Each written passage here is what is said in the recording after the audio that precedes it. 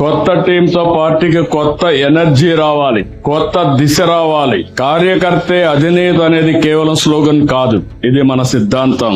ఆచరణలో చేసి చూపించాం.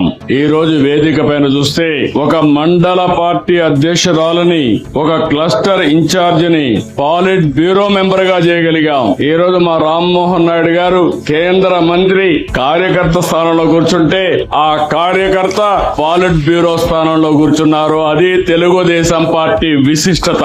ఇది దేశంలో వేరే పార్టీలో సాధ్యం కాదు. That is Telugu Desam party. ఆవిర్భావం నాడు ఎంత ఫ్రెష్ లుక్ ఉందో అది 40 ఏళ్ళు వచ్చినా అదే ఫ్రెష్ లుక్ ఇప్పుడు కూడా కనిపిస్తుంది. దేశంలో తెలుగుదేశం పార్టీ ముందు పుట్టిన పార్టీలు ఉన్నాయి, తర్వాత పుట్టిన పార్టీలు ఉన్నాయి. అయితే ఇంత పటిష్టమైన నిర్మాణం, బలమైన క్యాడర్ కలిగిన ఏకైక పార్టీ తెలుగుదేశం పార్టీ. వేరే పార్టీ లేదు. ఒక్క ఓటమితోనే రాజకీయ పార్టీలు చాప జుట్టేస్తున్నాయి, కాల గర్భంలో కలిసిపోతున్నాయి. కానీ గెలిచినా ఓడినా ఎప్పుడూ సగర్వంగా ఎగిరే జెండా మన పసుపు జెండా. 44 ఏళ్లలో అనేక సంక్షోభాలు, సవాళ్లను చూశాం. కానీ మన పసుపు జెండా పౌరుషం మాత్రం ఎప్పుడూ తగ్గలేదు, ఎవ్వరూ తగ్గించలేరు.